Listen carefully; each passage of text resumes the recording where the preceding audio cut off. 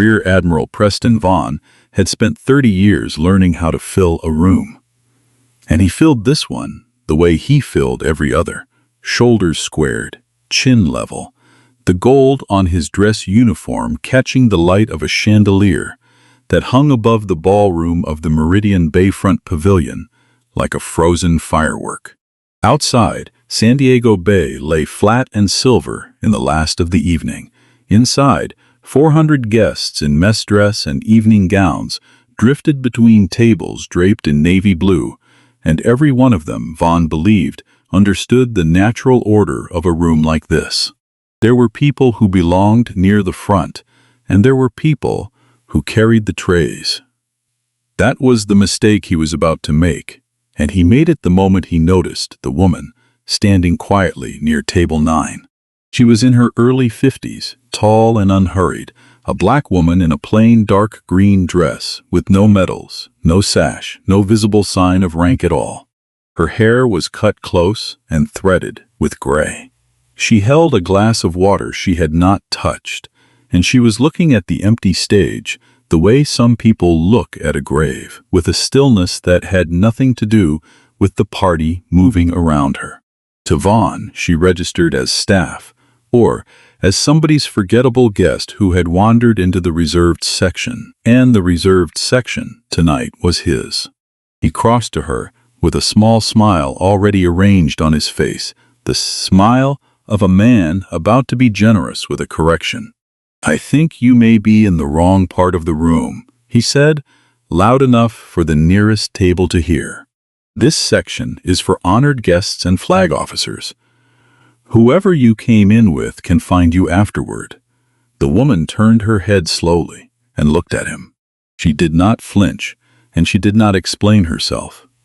And something about that steadiness made him reach for the joke that had always worked on juniors who forgot their place.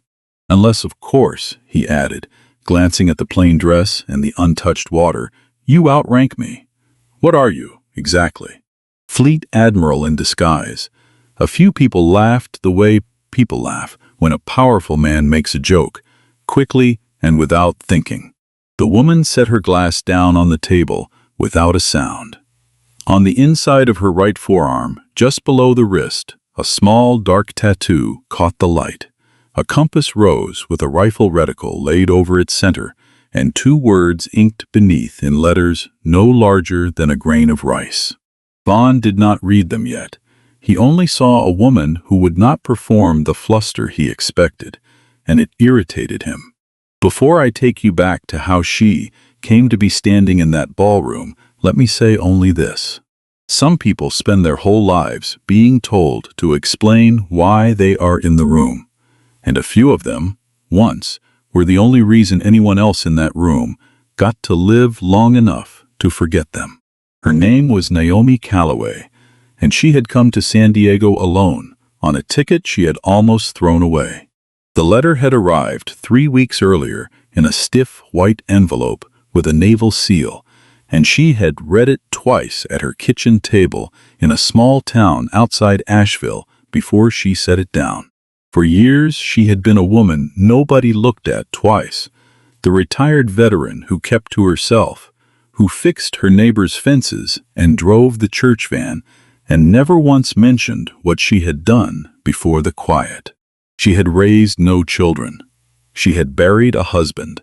She lived with the particular economy of a person who had learned young that the world would not hand her anything it had not first tried to take back. What almost none of her neighbors knew was that Naomi Calloway had once been one of the most gifted precision marksmen the Joint Special Operations community had ever fielded. A sniper attached to a task unit that officially did not keep records of the things it did. She had never worn her skill like a medal. She grown up the daughter of a medal. She had grown up the daughter of a woman who cleaned motel rooms in 2 counties and a father she barely remembered, in a place where a black girl who was good at something learned quickly to be quiet about it, because being seen too clearly had a cost. The Marine Corps had found her on a rifle range at 19 and discovered that stillness, in her, was not a habit, but a gift. She could lie in one position for 11 hours without moving. She could read wind the way other people read faces. She could make a decision that ended one life to save 8 others and carry the arithmetic of it for the rest of her days without ever letting it show. The tattoo on her wrist was the mark of Task Unit Longbow, a detachment so small its members could fit around a single table. The compass rose meant they would find you anywhere. The reticle meant they would not miss. The 2 words beneath, unseen, unbroken, were the only thing any of them had ever been given in place of recognition. There had been 9 of them once. There were 3 now. One of the 6 she had lost was a 19-year-old spotter from Baltimore named Danny Whitmore, who had a laugh like a drop drawer of silverware, and who had died on a ridge in a country the news never named, with his hand around her ankle and his voice in her ear telling her to make the shot, take the shot, do not think about me, just take it. She had taken it. She had taken all of them that day. 17 impossible corrections across a valley full of smoke, while a SEAL element she had never met lay pinned in a dry creek bed 400 meters below, certain they were going to die there. She had kept them alive until the helicopters came. Then she had carried Danny down the ridge herself because she would not leave him for the recovery teams, and she had never once been told the names of the men she saved. That was how Longbow worked. They were the hand no one saw. They were the reason other men got to go home and become admirals. Naomi had not wanted to come to the gala. She had learned to live without the thanks, and she distrusted rooms full of gold. But the letter said the Navy intended, after 31 years, to formally recognize Task Unit Longbow and to present the nation's tribute to the surviving members and the families of the fallen. Danny had a mother still living in Baltimore, old now and proud and half-blind, who had spent 3 decades believing her son had died as an anonymous casualty of a war nobody explained to her. Naomi had come for that woman. She had come so that when Danny's name was finally read aloud in a room like this one, someone who had held his hand at the end would be standing to hear it. She had not told anyone who she was. She never did. She had arrived early, found the table with her name printed small on a card, and stood looking at the empty stage where in 1 hour they would finally say the 6 names she carried in her chest like stones. She was doing the private math of grief when a man with a great deal of gold on his shoulders walked up and asked her what rank she was, as a joke, in front of the room. Naomi did not answer the Admiral's joke, because she had long ago stopped spending her voice on men who had already decided what she was. She simply looked at him, and the silence she offered was so complete that Vaughn felt it as a kind of insolence. A young sailor had seen the whole thing. Petty Officer Second Class Tomas Reyes was 23, working the event as part of the protocol detail, standing near the wall in his dress uniform with a clipboard of seating changes he was terrified of getting wrong. Reyes had grown up in a border town in Texas, the first in his family to wear the uniform, and he sent half his pay home each month to a mother who cleaned houses and a younger sister who wanted to be a nurse. He had spent the evening being invisible in the way junior enlisted learn to be invisible around flag officers. But he had also spent the evening holding the master program in his hands, and he knew something the Admiral did not. He knew whose name was printed at the very top of the honoree list. Reyes felt his stomach drop. He took a half-step forward before his career caught up with his conscience and stopped him. To correct a rear admiral in front of 400 people was the kind of thing that ended a young sailor before he began. He looked at the woman in the green dress, and he looked at the laughing table. And he felt the old familiar pull of the safe choice, the choice his whole life had trained into him, which was to say nothing, and let the powerful be wrong in peace. Then Naomi glanced at him. Just once. It was not a plea. It was almost the opposite, a small, steadying look. The look of someone telling a frightened younger person that it was all right, that she had survived worse rooms than this one. And it was that, oddly, the fact that she was comforting him when it was she who was being humiliated, that undid the knot in his chest. But Vaughn was not finished. Emboldened by the laughter, annoyed by her refusal to shrink, he turned to the table and spread his hands like a man performing for a jury. "This is exactly the problem with these open invitation events," he said. "You send out 400 tickets and you get people who think a nice dress is the same thing as earning a seat. No offense intended," he said to Naomi, in the tone of a man who intends a great deal. "But there is a difference between belonging in a room and wandering into one. Some of us bled for that chair you are standing next to." The word bled landed in the quiet like a coin dropped on marble. Naomi's expression did not change, but something moved far back in her eyes, a long way down, the way light moves at the bottom of a well. She thought of a dry creek bed and 17 corrections and a 19-year-old's hand around her ankle. She thought of the blood that had soaked into the knees of her trousers so deeply she had thrown them away. She did not say any of it.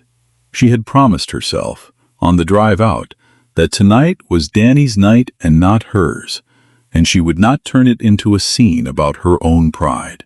But Tomas Reyes had reached the end of the thing inside him that could stay quiet. "Sir," he said.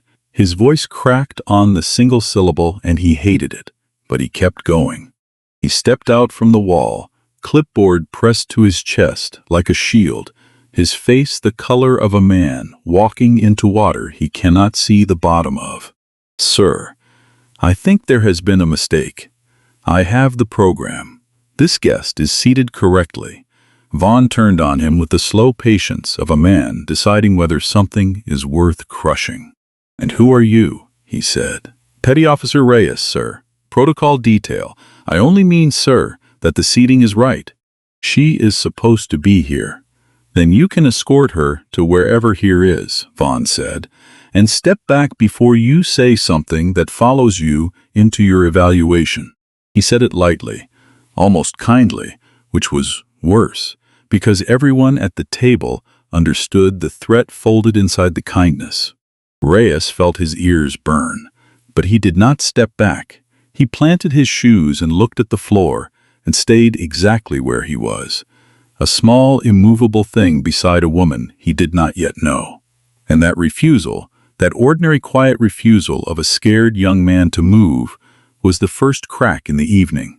A woman across the table, an admiral's wife in pearls, murmured that perhaps someone should just check the list and settle it. And Vaughn, sensing the room beginning to turn from entertainment toward discomfort, made the decision that arrogant men make when they feel a floor shifting, which is to press down harder.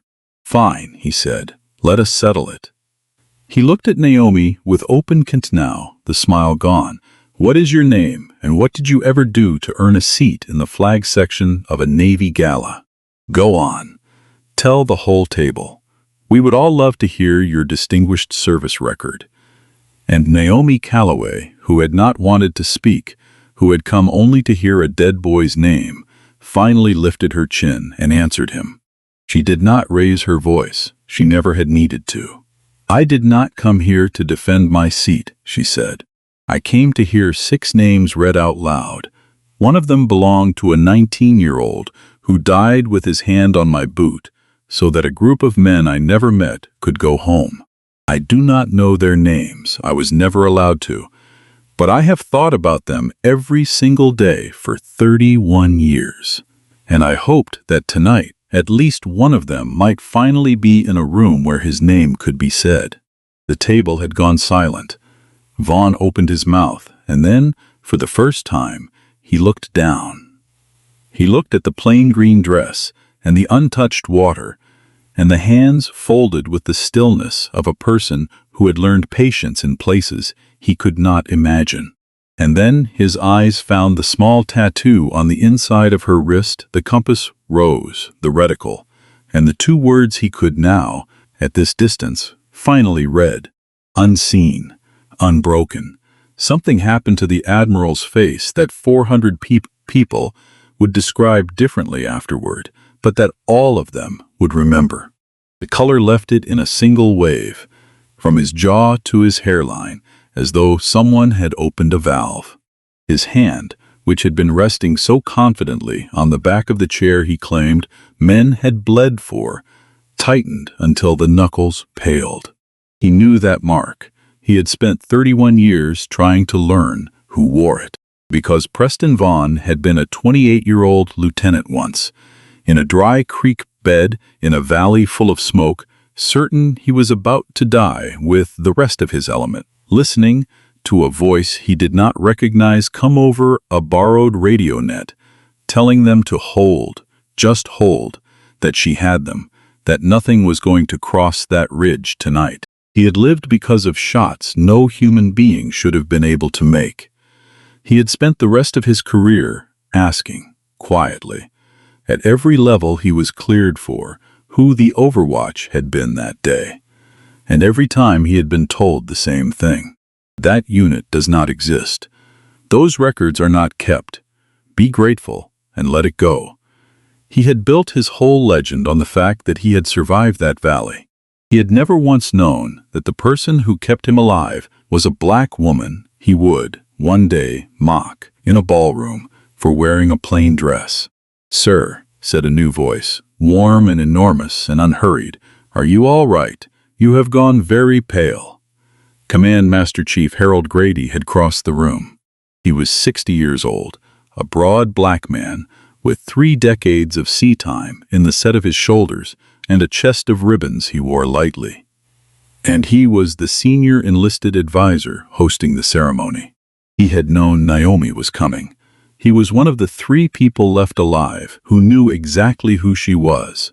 He had watched the last 2 minutes unfold from across the ballroom with the particular stillness of a man who has decided not to intervene because the truth is about to do the work for him. Grady stepped between them, though he did not need to, and put a gentle hand on Naomi's shoulder. Then he returned to the room and to the Admiral, and he pitched his voice so that it carried to the farthest table. "Admiral Vaughn," he said, "ladies and gentlemen, since we are all curious about this guest's service record, allow me the honor. This is Master Sergeant Naomi Calloway, United States Marine Corps, retired, Task Unit Longbow. She is the reason we are all here tonight, and she is the guest of honor at this ceremony, though she was too decent to say so while a flag officer was busy telling her she did not belong." A sound went through the ballroom, not quite a gasp, more like the exhale of 400 people at once. Grady was not finished. He looked directly at Vaughn now, and his voice lost none of its warmth, which made it land all the harder. 31 years ago, he said, an element of 11 men was pinned in the Zargun Creek bed and written off as lost. A single overwatch position 400 meters up the ridge kept them alive for 6 hours until exfil. 17 shots, no misses, under conditions that should not have allowed one. 6 of that overwatch team's own people did not come home. The men in that creek bed all did. I have read the after-action report, Admiral. I believe you were in that creek bed.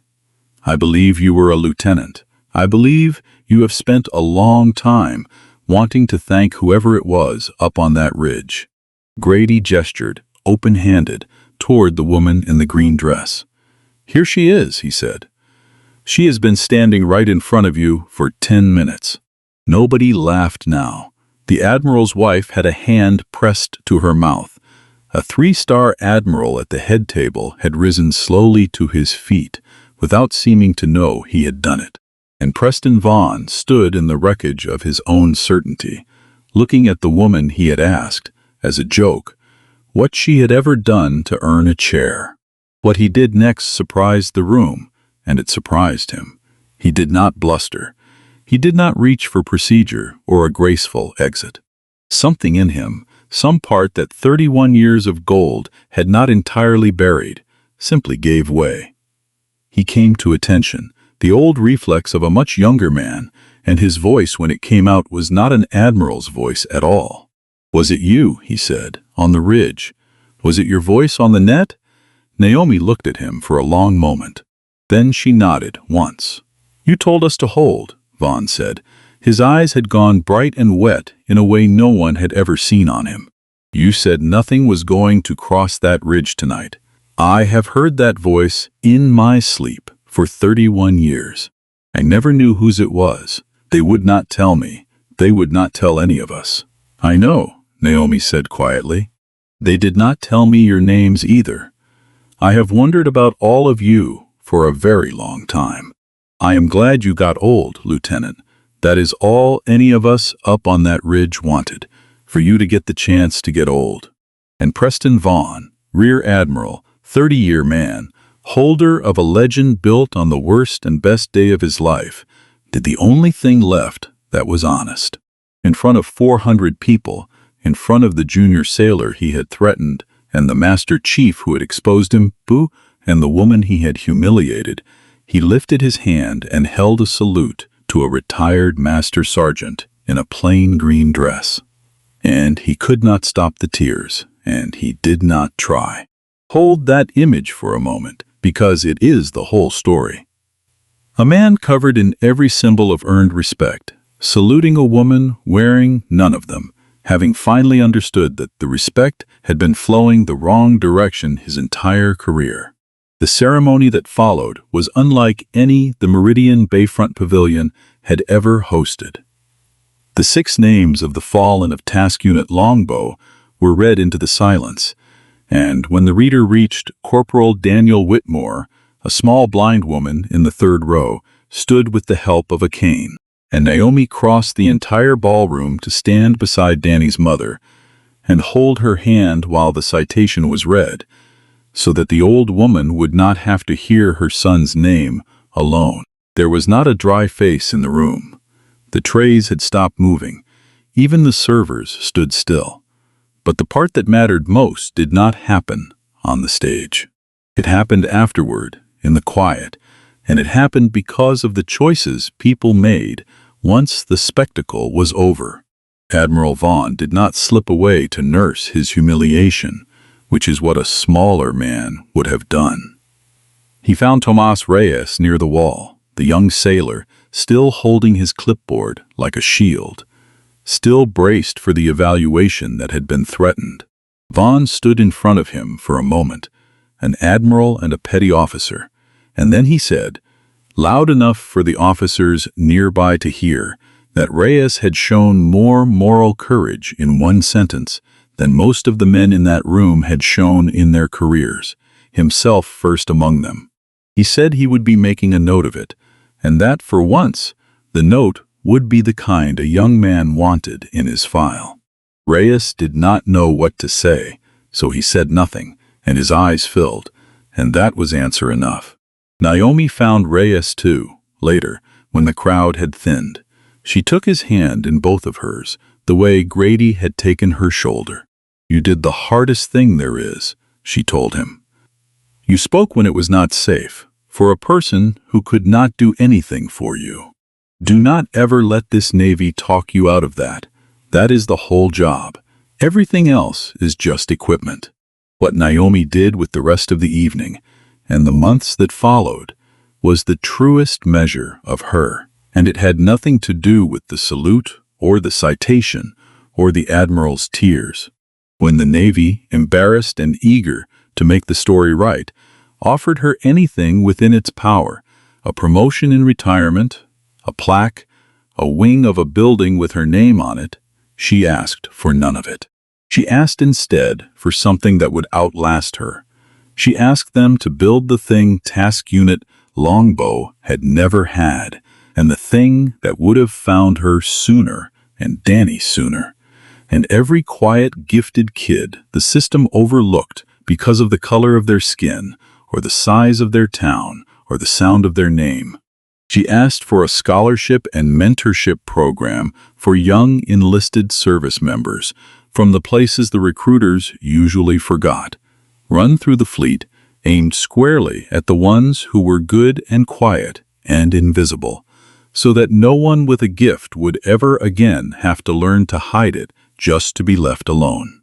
She wanted it named not after herself, but after a 19-year-old spotter from Baltimore, so that the next generation of Overwatch would grow up knowing the name Danny Whitmore, even if they never learned hers. The Navy agreed. It was cheaper than a lawsuit and better than a scandal, and more than one admiral said as much in private, which Naomi knew and did not care about, because she had spent her whole life watching institutions do the right thing for the wrong reasons, and had decided long ago that the good still counted, whatever hand it arrived in. Rear Admiral Vaughn asked to fund the first 3 years himself, out of his own pocket, and asked that his contribution be anonymous. When Grady asked him why anonymous, Vaughn said that he had spent 31 years being publicly thanked for surviving a day that a woman on a ridge had actually earned, and that it was past time he learned how to do something good without his name attached to it. It was, Grady told Naomi later, the first genuinely humble thing he had ever heard the man say. There is a comfortable lie that rooms full of medals like to tell themselves that respect in this country is a thing you earn and then are simply given, cleanly, in proportion to what you did. Naomi Calloway had known, since she was a girl on a rifle range, that this was not how it worked. Respect was handed out first, according to how a person looked, and how they spoke, and where they came from, and only grudgingly, and only sometimes, and only when the evidence became impossible to ignore, adjusted to match what a person had actually done. She had made her peace with that a long time ago. What she had not made her peace with, what she would fight quietly until the day she died, was the idea that the next Danny Whitmore should have to be extraordinary just to be seen at all. 8 months later, on a bright cold morning, the first class of the Whitmore Fellows stood in formation at a base outside Norfolk. 40 young sailors and Marines from towns nobody in a ballroom had ever heard of, a great many of them black and brown and poor and quietly brilliant. Naomi Calloway stood at the front in the same plain green dress because she had never seen a reason to buy another, and she pinned a small compass rose onto the collar of the first fellow in line, a 19-year-old girl from a town in Mississippi who could already, her instructors said, red wind like she was born, knowing it. Master Chief Grady was there. Tomas Reyes was there, a petty officer first class now, invited as a guest of honor. And a retired rear admiral stood at the back of the crowd in a civilian coat, unrecognized, exactly as he had asked to be, watching a woman he had once mocked hand a piece of her old unit to a girl who reminded her, everyone could see it, of herself at that age. Danny's mother did not live to see it. She had died that spring, peacefully, but not before Naomi drove to Baltimore to sit with her and tell her, in detail, for the first time in 31 years, exactly what her son had done on that ridge, and exactly how brave he had been, and exactly whose lives he had bought with his own. Take the shot. Do not think about me. Just take it. Naomi gave the old woman the words, all of them, and held her hand, and the woman died, knowing her boy had been a hero with a name. If you had been standing in that ballroom the night it began, when a powerful man asked a quiet woman what she had ever done to deserve a chair, would you have laughed with the table, or would you have been the one, like a scared young sailor with a clipboard, to step off the wall and say the true thing out loud? A person should never have to bleed, or die, or wait 31 years, or produce a tattoo as evidence, simply to be treated as though they belong in the room. Naomi did not win the evening, the moment an admiral finally saluted her. She won it 8 months later on a cold morning, when a girl from Mississippi stood up straight and understood, maybe for the first time in her life, that her gift did not have to stay hidden to be safe. Dignity is not a privilege, it is a basic right. This story is a work of fiction. Every event, character, conversation, company, institution, and situation in this narrative is entirely imaginary, created for storytelling and to explore dignity, fairness, courage, and the human cost of prejudice. Nothing here represents actual events or should be read as fact. If this story moved you, subscribe, share it with someone who needs to hear it, and leave a comment with the name of a person in your own life who did the quiet, unseen work that let the rest of us get old.